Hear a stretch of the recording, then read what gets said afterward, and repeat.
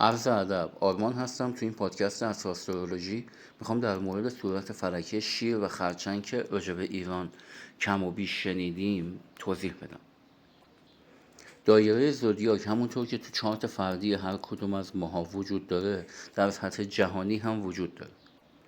یعنی روی کره زمین این چارت آسترولوژی هست و هر قسمتی، هر کشوری از دنیا تو یک اسلایس از این چرخ زودیاک میفته.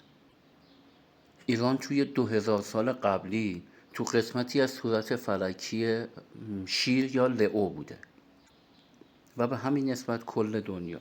منتها الان که میگیم اصل آکواریوس داره میاد،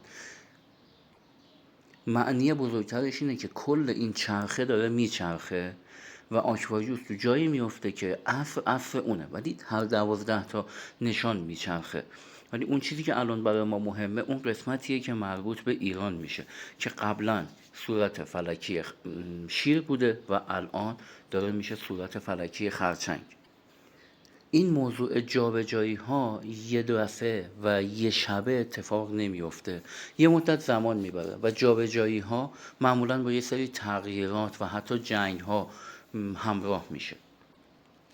صورت فلکی شیر یا لئو مربوط به یه حکومت یا یه سیستم نیست. توی 2000 سال قبلی، حدوداً 2000 سال، اون تمام کسانی که تمام حکومت ها، پادشاه هایی که توی ایران اومدن، همشون با هم هر کدوم به یک نحوی تمثیلگر صورت فلکی شیر بودند.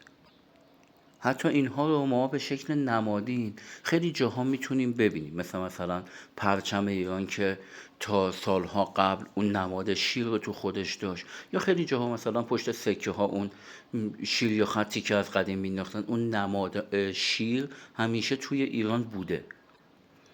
از یه جایی به بعد این صورت‌های فلکی وقتی میان جایگزین بشن، خیلی چیزها تغییر میکنه. شکل و شمایل کشورها، به مرور حتی جغرافیای کشورها، حکومت‌ها تغییر میکنن. شکل پرچم حتی تغییر میکنه که خیلی جاها مصطلح الان که مدتیه میگن پرچم ایران، اون پرچم خرچنگه نه پرچم شیر. به مدت تقریبا 2000 سال آینده انرژی صورت فلکی خرچنگ میاد جایگزین صورت فلکی شیر یا لئو توی ایران میشه و این میتونه تو این فاصله 2000 سال آینده به شکل حکومت‌های مختلف و سلسله‌های متفاوت میتونه باشه، اما ماهیت خرچنگ. از الان تا 2000 سال بعد ماهیت صورت فلکی خرچنگ اینجا جایگزین میشه، نه صورت فلکی شیر. حتی به شکل نمادین اون جشنهای 2500 ساله و اینها که یه زمان گرفته شد تقریبا مصادف بود با اتمام اون انرژی شیر توی ایران. جلوی احساسات عمومی که خیلی وقتا میتونن ملت ها داشته باشن، اون حقیقته که همیشه مهمه و شیر، صورت فلکی شیر یا هر کسی که با اون پرچم شیر بخواد بیاد، از نظر نجومی نمیتونه خیلی ثبات داشته باشه. یعنی اون کسی که به نام شیر و شیر خورشید مردم شاید خیلی بهش علاقه‌مندن، قسمتی از کارمای گذشته مردم ایرانه و همونطور که خیلی جاها حتی تو زندگی شخصیمون هم آدم‌های قبلی انرژی قبلی رو راه نمیدیم، اصلا نباید بیاد، الان هم همونه. یعنی انرژی های گذشته، کارماهای گذشته قرار نیست دوباره بعداً برای چه یک شخص چه یک ملت تکرار بشه. حتی به فرض این که 1% چنین چیزی بخواد بیاد دوباره تکرار بشه، این لحظه ایه که اتفاقا باید از خدامون باشه انجام نشه. وقتی کارمای گذشته یک ملتی دوباره بیاد برای اون ملت حاکم بشه، این لحظه ایه که خوشحالی نداره. ما باید به حال خودمون گریه کنیم. اتفاقا این قدم به سمت جلو نیست، این قدم به سمت عقبه، دوباره تکرار کردن یه سری کارماهای گذشته است و این اتفاق نمیافته. هر آن چیزی که صورت فلکی خرچنگ رو مثال تمثیل میکنه، نمادشه، به مرور جایگزین صورت فلکی شیر میشه. این صورتهای فلکی وقتی میخوان جایگزین بشن، گفتم به شکل 0 و 100 انجام نمیشه، به مرور و خورد خورد طی چند سال انجام میشه. و توی نقشه ایران الان میتونم بگم نصفه بالایی نقشه صورت فلکی خرچنگ رو تمثیل میکنه و نصفه پایینی صورت فلکی شیر. و با ادای احترام و عشق تمام به مردم جنوب کشور که روزها از بیبرقی و گرما دارن اذیت میشن و شبا زیر بمباران و جنگ هستند، متاسفانه از اونجایی که جنوب ایران همچنان تو سیطره صورت فلکی شیر یا لئو هست، اینایی که میگم یه قسمتش اصلا مربوط به سیاست و حکومت ها نیست، یه ذره بالاتره، این صورت های فلکی هستن. تمام این فشارهایی که دارید میبینید رو جنوب کشور یه قسمتش این جایگزینی خرچنگ با شیر هست. برای همین انقدر فشار و جنگ روی جنوب ایران متاسفانه داره دیده میشه. هر کدوم از این صورتهای فلکی یه انرژی هست که پایین، یعنی روی زمین، هر کدوم از اینها نیروهای خودشون رو دارن، نماینده های خودشون رو دارن.